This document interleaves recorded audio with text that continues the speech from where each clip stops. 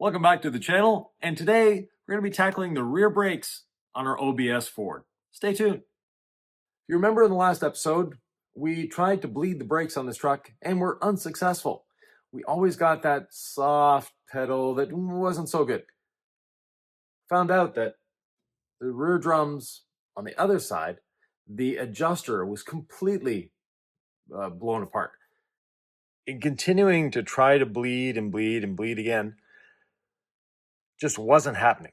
So took the drum off to inspect because I know the front brakes are new and I'm not leaking any fluid anywhere. Where my problem was is here. You'll notice there's a part missing.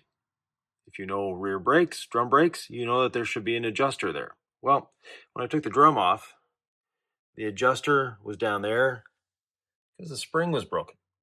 That means I have to order new parts. We're going to take this one off. Hopefully it's still together. That way we have a model to look at what all the brakes look like when we go to put it back together. It'll be a lot easier for us. First thing we have to do is take the drum off. Let's see if it comes off. So it's a little tight. What I'm going to do is go behind the brake. There's a little slot there, and I'll show you that slot later, and adjust the brake the other way. So thankfully there probably is an adjuster in here. I'm going to loosen it to make the brake easier to come off, and worst case scenario, we'll get a hammer. Trying to pull it off. It's not really going anywhere. So this is going to be a little loud, and the microphone might actually cut off when we do this, but I'm going to pull on it while tapping on it, and you'll see it will slowly inch its way forward.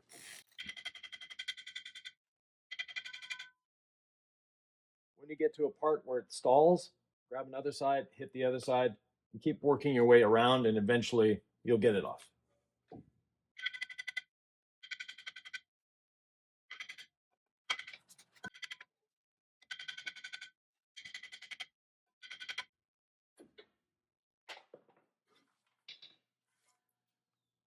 There we go. So as you can see, we got a bit of brake dust in there, and I won't purposely get that brake dust everywhere. I will be replacing the pads, actually everything in here, the springs, you name it, even the wheel cylinder. So in doing so, and the drum, I'm not worried about breaking anything, but now I want to take the time and take some pictures from all sides so I can see how this goes back together. Even though I've done rear brakes a number of times, or drum brakes a number of times, it's always good to have that visual reference because every system is just a little bit different. So let me take those pictures and we'll get back to removing the brakes. First thing I'm going to do is spray a bit of brake cleaner in here.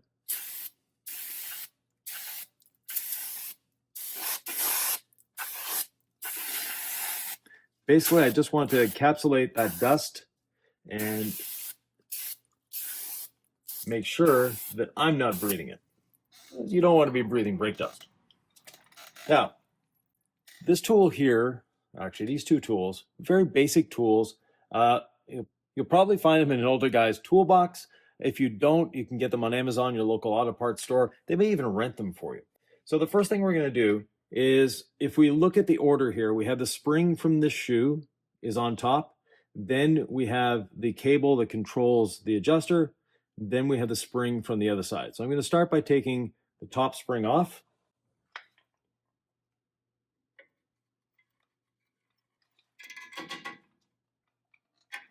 And that's what this tool does, technically.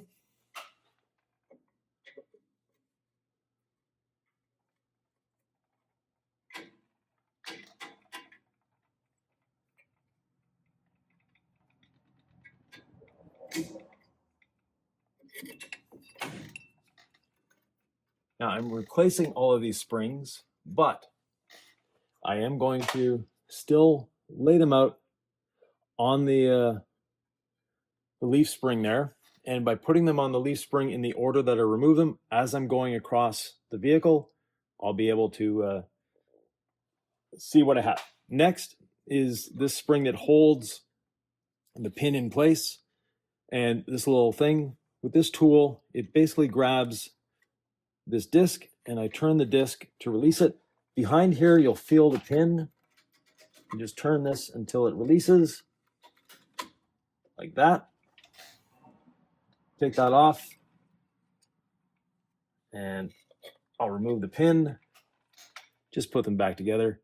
And you can buy a brake kit that has all these things in it, and you'll see just how nasty this pin is. I wouldn't want to put this back into my brakes, but I'll lay it out here. So that was the second thing I removed, and just keep working my way across. Now, the next thing I want to remove is down here, and that is the adjuster itself. And to do so, it's as simple as pulling out on here, and it's not wanting to move, but this came off. This is the cable for the adjuster. Let's use my head there. So this is the fulcrum point for it, or the cable guide. And this is all for the parking brake. And here's the adjuster cable. Again, we'll be replacing that, but just setting it out in order of removal. And there's this little pivot point here, but that adjuster, let's just say, needs a bit of help.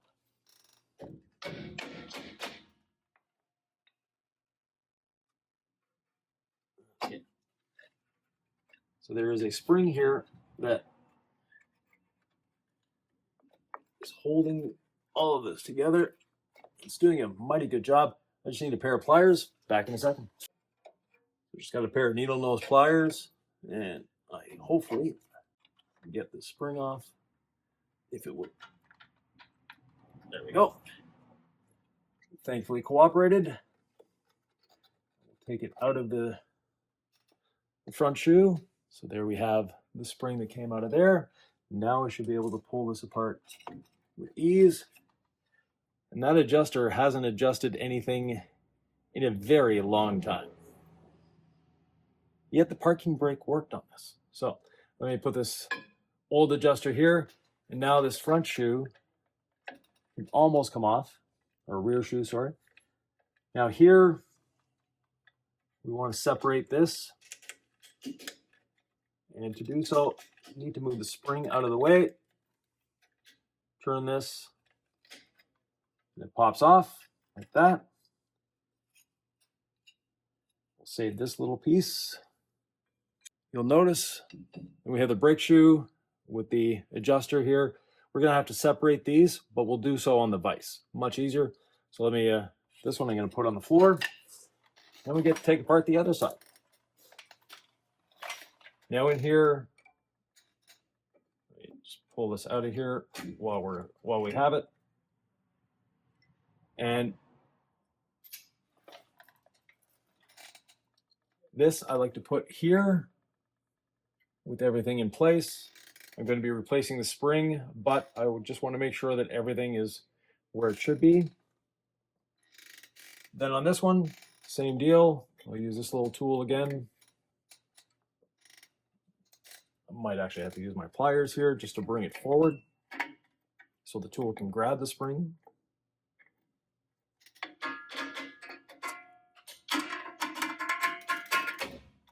There we go. This little piece here, if you know the name of it, please do tell. But we'll take that off of there. Doesn't seem to want to be removed at this time. So I'll take the other pin and spring out.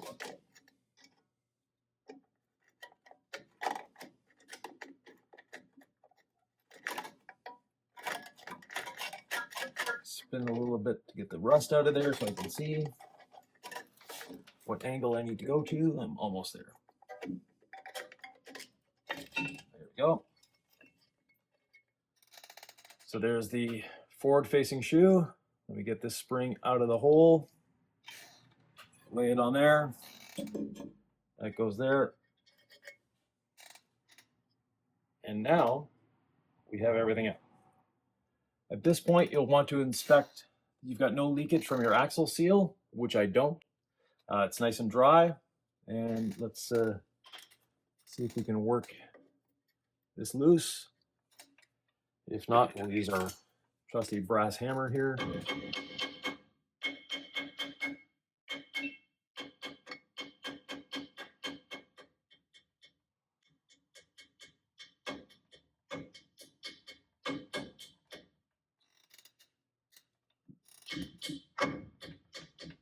The previous mechanic was kind enough to put some anti-seize in strategic locations. You can see it here, the 3 areas where the drum or the brake hits the backing plate, and we'll lay that there. We know where everything goes. I will be replacing the wheel cylinders. I just have to find out what size ratchet or key I need on the back side of that to release the brake line and also release the cylinder from itself. The cylinder is not, doesn't look like it's leaking, doesn't look anything like that. But on the other hand, it's a $10 part. It's not worth not replacing while you're in here. So let me take a look what size we need. I'll be right back.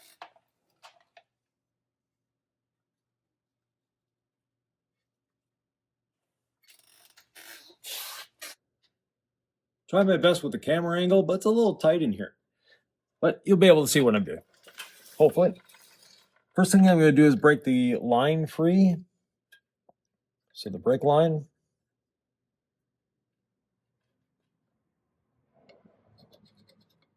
Now the brake lines have been replaced recently, so here's hoping. The mechanic did not tighten them too much.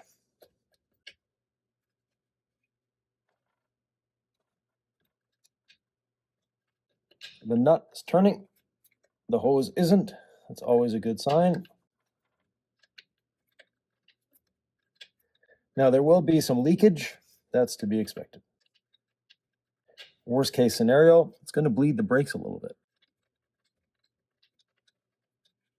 So that aside, then a ratchet, hopefully. These aren't too seized. Actually, very easy. So someone was probably kind enough to put some anti-seize in there at some point. I'm not sure if the new one comes with nuts, or bolts, I should say. So we'll keep these bolts, we'll put them on the spring perch. Like everything else in life, it needs a bit of help. So we'll get our friendly little brass hammer here.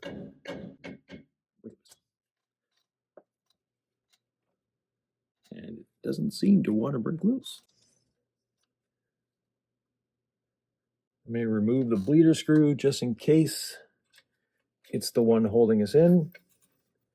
I doubt it, but we never know. Let's try this again. So just some rust. There we go. So there we have the old cylinder. And just so you know how these work, since I'm not going to be putting this back in, there's a seal that goes on the outside. There's a little cup inside of it that goes around here. And if we look inside of here, let me move the light for you. Yeah, it's a little gungy in there. And then you've got another seal on the inside, and that's what your brake fluid pushes up against. Next step, I'm going to douse it again with brake cleaner, but strategically in smaller areas. While it's wet, I have a selection of brushes. I'm just going to go in here, brush it. The reason I don't want to brush dry is, again, I don't want to be breathing this brake dust. So while it's wet, get in there and brush what we can.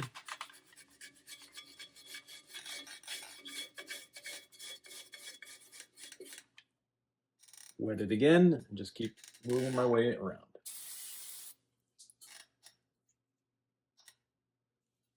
Larger areas call for larger brushes.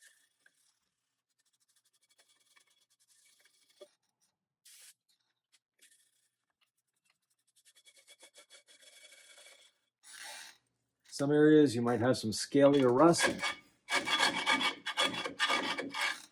And screwdriver will help for that. Get it wet again.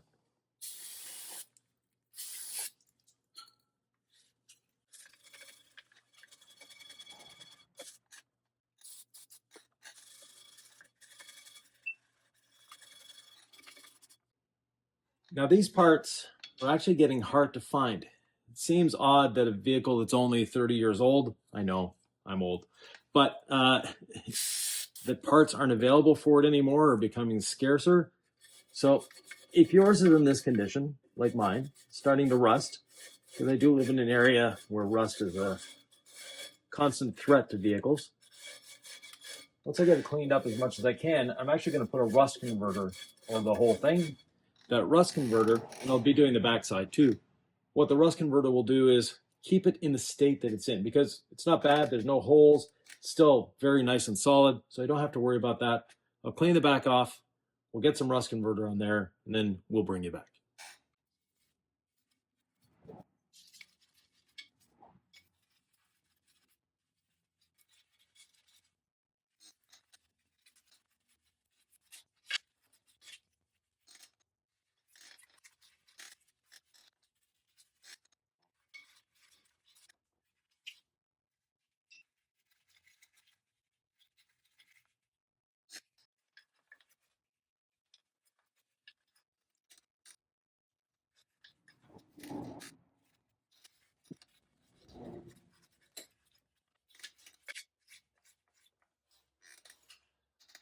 As the rust converter is curing, I like to go back around, make sure that I got it everywhere, and at the same time agitate it just a little bit.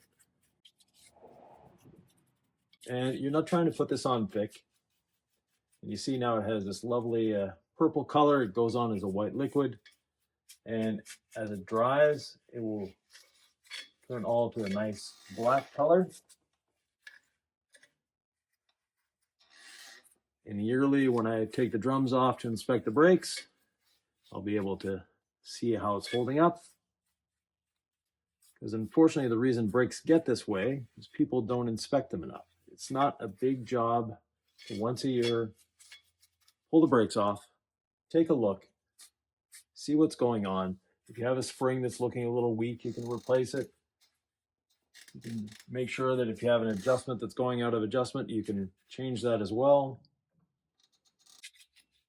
The reason I'm doing this to the axle end is simply because I have a little extra on my brush, but at the same time, I want to keep this from rusting. It just will look better. And this is actually more durable than paint. Plus, I have caps that go over that. You'll never see it anyways, but I know it's there. So we'll let this do its thing. While it's doing its thing, you'll notice over here we've got this little dripping going on. I'm going to put the new wheel cylinder on here to stop it from dripping, and that way I won't be losing a lot of brake fluid. I will not be putting the brake cylinder in here until this dries, but I can thread this in.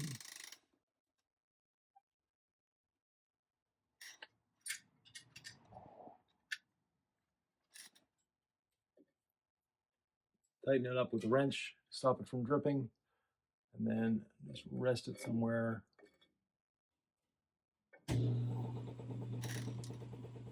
Not going to fall down. This is the side that started all this kerfuffle, and is that a word? I don't know. But anyways, let me take this one apart. You guys can watch along. Now this one, as we know, it's sort of missing a few parts at the bottom.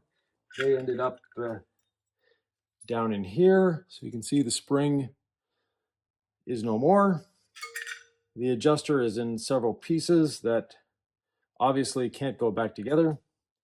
So that's junk. We have new adjusters, no need to worry. And let's take this apart.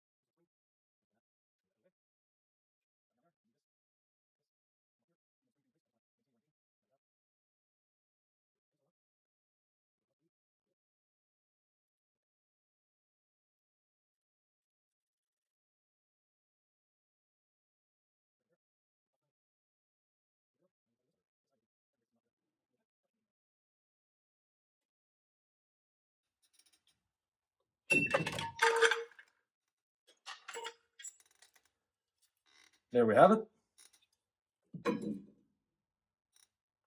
Now we have this little bracket here and the wheel cylinder.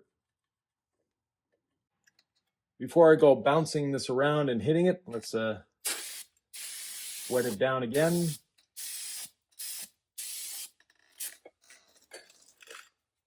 There we go.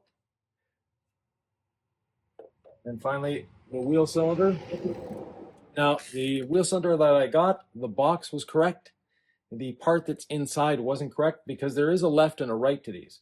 So I got 2 right-hand sides, no left-hand side. The box was labeled left, had the right part number, but unfortunately, that's not what was in the box. Someone else had made the error. They're coming to deliver a new one for me. But in the meantime, I'll take this off.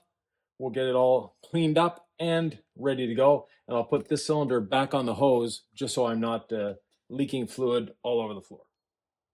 Got the brake cylinder off. Now let's douse it again, brush it, get all of this cleaned up and ready to coat with rust converter.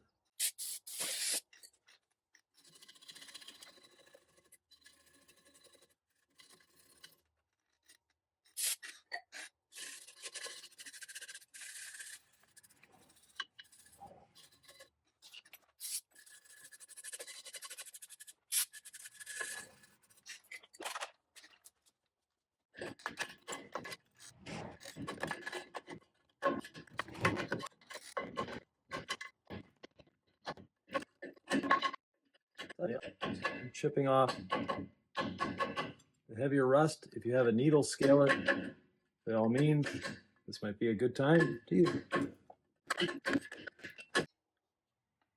Cleaning up the backing plate, discovered a bit of an issue. Let me take you over there and show you exactly what it is. On the backing plate here, we have a hole. It's not supposed to be a hole. It's supposed to be a mounting point like this one and this one up here. So what I'm going to have to do, because this backing plate is no longer available from Ford, it's no longer available aftermarket locally, so I'm going to take my welder and fill that in. So start by grinding it a little flush and then putting some weld slag, or not slag, but putting some weld in there to get it all nice and filled up. Once it's filled up, I'll grind it flat again and equal with this one in terms of distance from this edge.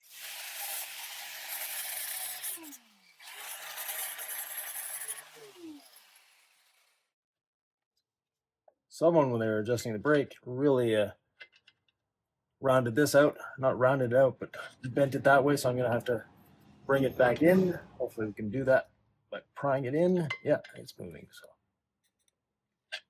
that's a little better. So that rubber plug can fit in. Now I'm going to try just hitting this. I have an arc welder with me. A MIG might be a better choice, but I don't have one available at this moment. So you take what you can get. Let me go disconnect the battery from the truck, and then we'll start welding.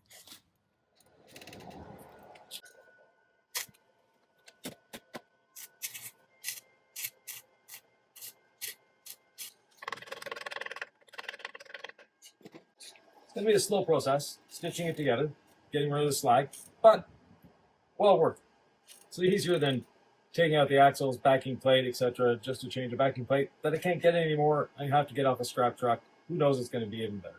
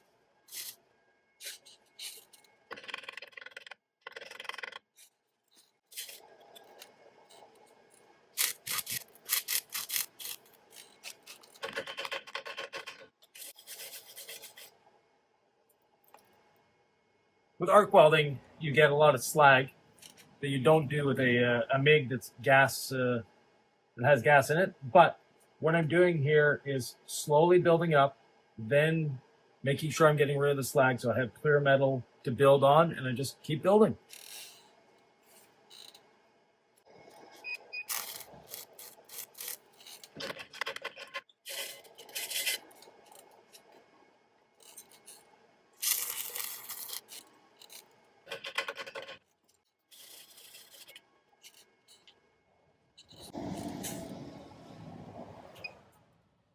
Next up, flatten it out with the grinder.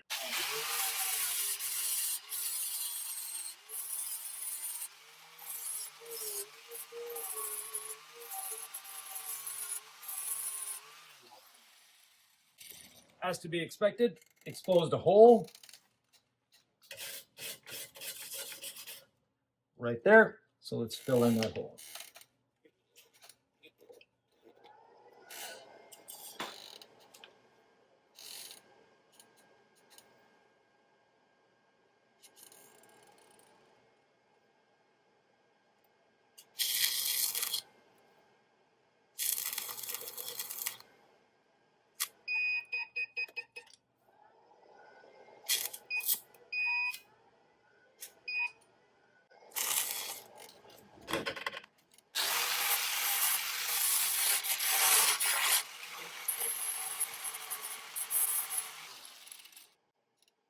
Next, I'm going to take the old brake shoe, and you'll notice these 3 little indentations. That's what rubs up against there. And I'll just make sure they all sit equally on the points. Okay, so the bottom one is still sticking out a little too much. Keep grinding, keep checking.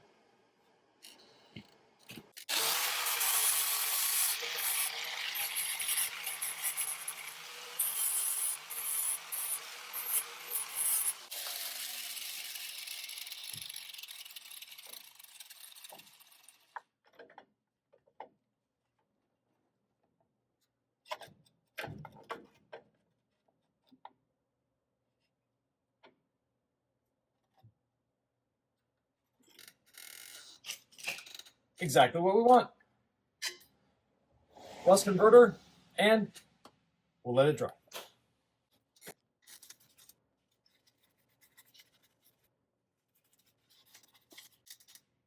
With a rust converter like this, thicker is not better. That's a misconception that a lot of people have. You want to lay it on, spread it out, make sure it's covering everything, but thicker is not going to get you any more durability or more protection. You just want to make sure that it's worked in everywhere and let it do its job. The time we've been doing this side, the other side's ready to reassemble. So once we get this one all put together, we'll go back to the other side of the truck and get it put back together. Yep.